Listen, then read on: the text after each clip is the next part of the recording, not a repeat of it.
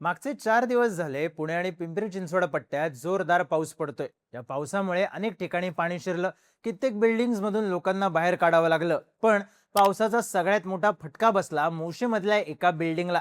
मोशीमध्ये पिंपरी चिंचवड महानगरपालिकेचा कचरा डेपो आहे। त्या कचरा डेपोला लागून असलेल्या आदर्श नगरमधली बिल्डिंग कोसळल्याची बातमी आली। बुधवारी दुपारी 1:30 वाजण्याच्या सुमारास ही बिल्डिंग कोसळली आणि त्याखाली 14 जण अडकल्याची भीती व्यक्त केली जाऊ लागली।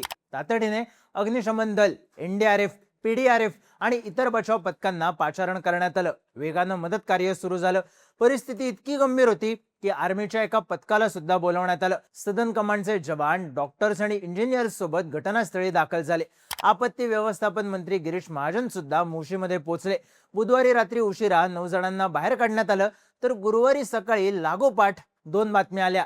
ढिगाऱ्याखाली अडकलेल्या एका कामगाराचा मृत्यू झाल्याची आणि एका कामगाराला पाय कापून बाहेर काढल्याची। दुपारच्या जेवणाच्या सुट्टीत शिफ्ट चेंज होत असताना घडलेली ही घटना जीवघेणी ठरली। पण नेमकं घडलं काय? ही प्रशासकीय इमारत होती कसली? आकड्यांचा गोंधळ नेमका आहे काय? पाहूयात या व्हिडिओमधून। नमस्कार, मी चिन्मय आणि तुम्ही पाहताय बोलभिडू। मोशीत असलेल्या कचरा डेपोमध्ये सगळ्या पिंपरी चिंचवडचा कचरा डंप केला जातो, त्यामुळे इथे अनेक टन कचरा रोज जमा होतो। याच कचरा डेपोच्या जागेत महानगरपालिकेच्या वेस्ट टू एनर्जी प्रकल्पाची इमारत आहे। ग्राउंड प्लस 2 अशी 3 मजल्यांची ही प्रशासकीय इमारत।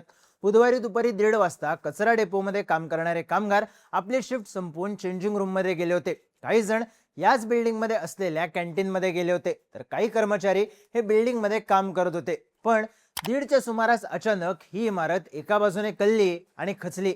कारण ठरलं या बिल्डिंगच्या मागे असलेला कचरा। या बिल्डिंगच्या बरोबर मागच्या बाजूला कचऱ्याचा डोंगर तयार झाला होता। जवळपास 60 मीटर उंचीच्या या कचऱ्याच्या डोंगरात काही मेट्रिक टन कचरा होता।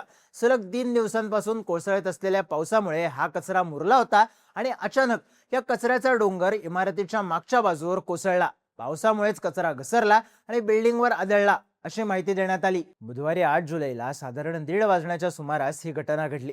त्यानंतर अग्निशमन दलाला कॉल करण्यात आला। पुढच्या 10च मिनिटात अग्निशमन दलाची टीम तिथे पोहोचली। पण घटना इतकी भीषण होती की एनडीआरएफच्या टीमला आणि काही वेळाने आर्मीच्या टीमला पाचारण करण्यात आलं। बिल्डिंगची एक बाजू खचलेली असल्याने आतमध्ये असलेले कामगार ढिगाऱ्याखाली अडकले होते। त्यांची सुटका करण्यासाठी बिल्डिंगचा स्लॅब तोडून कामगारांना बाहेर काढण्याचं काम सुरू झालं। त्यासाठी पिंपरी चिंचवडमध्ये आहेत तेवढ्या सगळ्या गॅस कटरवाल्यांना बोलवून घेण्यात आलं। वेगवेगळ्या क्षमतेची कटर्स मागवण्यात आली आणि बचाव कार्याला सुरुवात झाली। जेसीबीने कचरा हटवण्याचं काम सुरू झालं, पण कचरा पूर्णपणे मुरलेला असल्यानं अक्षरशः 3-3 जेसीबी एका ठिकाणी काम करत होते, पण तरीही कचरा मागे सरकत नव्हता। पिंपरी चिंचवडचे आयुक्त विजय सूर्यवंशी यांनी बुधवारी माध्यमांना दिलेल्या माहितीनुसार ही दुर्घटना घडली तेव्हा या बिल्डिंगमध्ये 20 कर्मचारी काम करत होते। काही कर्मचारी शिफ्ट संपल्यामुळे या इमारतीत आराम करत होते, काही जण चेंजिंग रूम मध्ये आले होते। अचानक बिल्डिंग खचल्यामुळे एकूण 16 कर्मचारी ढिगाऱ्याखाली दबले गेले, पण तातडीने रेस्क्यू ऑपरेशनला सुरुवात झाली। त्याआधीच पहिल्या मजल्यावर असलेले 4 कर्मचारी बाहेर पडले, त्यांना तातडीने रुग्णालयात नेण्यात आलं, तर उर्वरित 16 कर्मचाऱ्यांना बाहेर काढण्याचं काम सुरू आहे। आयुक्तांनी दिलेल्या माहितीनुसार जे कर्मचारी ढिगाऱ्याखाली अडकले होते त्यांच्याशी बोलणं सुरू होतं, फोनवरून संपर्क होत होता, त्यांच्यापर्यंत ऑक्सिजन पोहोचत असल्याचं आयुक्तांनी सांगितलं आणि तेव्हा अनेकांनी सुटकेचा निश्वास सोडला। या ढिगाऱ्याखाली अडकलेल्या एका महिला कर्मचाऱ्याचे नातेवाईक घटनास्थळी उपस्थित होते। त्यांनी माध्यमांना दिलेल्या माहितीनुसार महिनाभरापूर्वी कचऱ्याचा डोंगर कोसळून याच्या शेजारचीच बिल्डिंग खचली होती, पण प्रशासनाने याकडे दुर्लक्ष केलं। तर घटनास्थळी असलेल्या माध्यमांच्या प्रतिनिधींनी ढिगाऱ्याखाली अडकलेल्या लोकांपर्यंत पोहोचणाऱ्या ऑक्सिजनची पातळी कमी होतीये, त्यात पडलेल्या बिल्डिंगच्या मागच्याच बाजूला असलेला कचऱ्याचा डोंगर खाली घसरतोय, त्यामुळे बिल्डिंगचा स्लॅब कोसळण्याची शक्यता आहे, अशी माहिती दिली। ऑक्सिजन सिलेंडरच्या माध्यमातून ऑक्सिजन पोहोचवण्याचा प्रयत्न सुरू असला तरी पातळी कमी होत असल्याने अडकलेल्यांचं काय होणार हा प्रश्न विचारला जात होता। इमारत पूर्णपणे एका बाजूला झुकल्याने एनडीआरएफच्या जवानांना आतमध्ये शिरता येत नव्हतं। आजूबाजूला असलेला कचरा, सतत खचत असलेली बिल्डिंग यामुळे पहिल्या मजल्यावरचं बांधकाम कटरच्या मदतीने तोडत आत शिरण्याचा प्रयत्न केला जाऊ लागला। त्यानंतर बुधवारी संध्याकाळी 6 वाजता समोर आलेल्या माहितीनुसार एनडीआरएफ आणि आर्मीच्या टीमने पडलेल्या बिल्डिंगला वरच्या बाजूने भगदाड पाडलं आणि त्या आतमध्ये शिरले। युद्ध पातळीवर बचाव कार्य सुरू होतं। संध्याकाळी 7 वाजता बातमी आली की एनडीआरएफने 6 ते 7 जणांची सुटका केली, तर रात्री उशिरा आणखी 2 जणांना बाहेर काढण्यात आलं। म्हणजेच एकूण 9 जणांना एनडीआरएफ, आर्मी आणि अग्निशमन दलाच्या संयुक्त पथकाने बाहेर काढलं. राज्याचे आपत्ती व्यवस्थापन मंत्री गिरीश महाजन बुधवारी रात्री घटनास्थळी पोहोचले. तेव्हा त्यांनी परिस्थितीचा आढावा घेतला आणि बचाव कार्याबद्दल माहिती घेतली. त्यांनी माध्यमांशी बोलताना सांगितलं, या इमारतीत एकूण 23 कर्मचारी होते. त्यातले 5 जण पहिल्या मजल्यावरून उडी मारून बाहेर पडले. 18 कामगार ढिगाऱ्याखाली अडकले आहेत. त्यातल्या 6 जणांना सुखरूपपणे बाहेर काढण्यात यश आले. उरलेल्या 12 जणांपैकी 3 जणांशी संपर्क सुरू आहे, पण त्यांचे पाय पिलर खाली अडकले आहेत. आपण त्यांना चहा बिस्किट सुद्धा नेऊन दिले आहेत, पण पिलर खाली पाय अडकल्याने त्यांची सुटका करता येत नाहीये. गुरुवारी मध्यरात्री बचाव कार्याला आणखी वेग आला. भिंत फोडून जवान आतमध्ये उतरले, पण माध्यमांच्या प्रतिनिधींनी दिलेल्या माहितीनुसार परिस्थिती इतकी गंभीर होती की एका अडकलेल्या कर्मचाऱ्याला बाहेर काढताना त्याचा पाय कापावा लागला आणि मग त्याला बाहेर काढण्यात आलं. तर गुरुवारी सकाळी आलेल्या बातमीनुसार एका कर्मचाऱ्याचा मृत्यू झालाय. आर्मीच्या पथकातल्या अधिकाऱ्यांनी दिलेल्या माहितीनुसार त्यांना 3 जण लोकट झाले. त्यातल्या एकाला त्यांनी बाहेर काढलं, पण त्याच्या प्रकृतीबद्दल डॉक्टरच माहिती देतील असंही सांगितलं. घटनास्थळी आर्मी आणि एनडीआरएफच्या पथकाने मध्यरात्री 2 वाजता व्हायब्रेशन टेस्ट केली. यातून आतमध्ये अडकलेल्या कर्मचाऱ्यांचे हार्टबीट्स ऐकू येत आहेत का हे तपासण्याचा प्रयत्न झाला, पण त्यात कोणताही प्रतिसाद मिळाला नाही आणि भीती आणखी वाढली. एकतर कचऱ्याचा ढीग प्रचंड असल्याने अडकलेल्या कर्मचाऱ्यांना श्वास घ्यायला त्रास होत होता. त्यात कचरा खाली घसरत असल्याने अडकलेल्या कर्मचाऱ्यांसाठी धोका आणखी वाढत होता. आर्मीच्या अधिकाऱ्यांनी दिलेल्या माहितीनुसार जर रेस्क्यू ऑपरेशन मध्ये मशीन वापरलं तर व्हायब्रेशनने बिल्डिंग कोसळण्याचाच धोका आहे. त्यामुळे हातानेच मलबा बाजूला करण्याचं काम सुरू आहे. या बिल्डिंगच्या खाली पार्किंग सुद्धा होतं. गुरुवारी सकाळपासून आमचे तिथे पोहोचण्याचे प्रयत्न सुरू आहेत.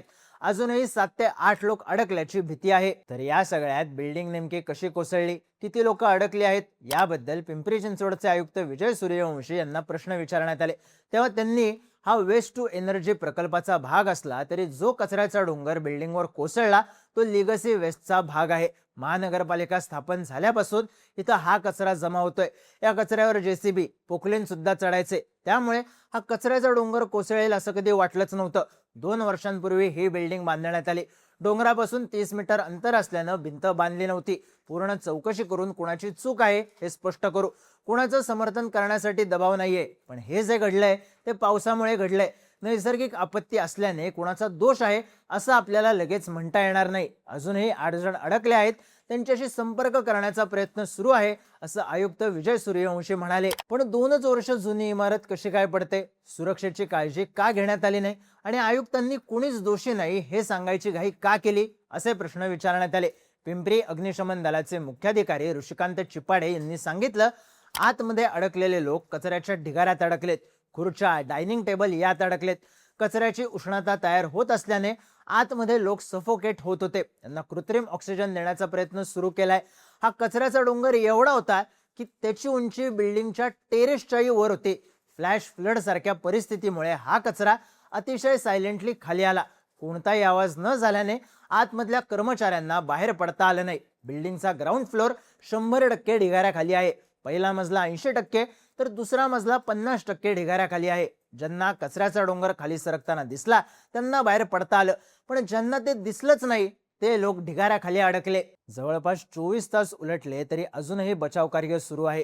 त्यात नेमके किती लोक अडकले आहेत, नेमके किती लोक बिल्डिंग मध्ये होते याबद्दलचा नेमका आकडा अजूनही समोर आलेला नाही. अडकलेल्या कामगारांच्या कुटुंबियांच्या डोळ्यात काळजी आहे आणि अग्निशमन दल, पीडीआरएफ, एनडीआरएफ आणि आर्मीच्या टीम्सच्या डोळ्यात जिद्द.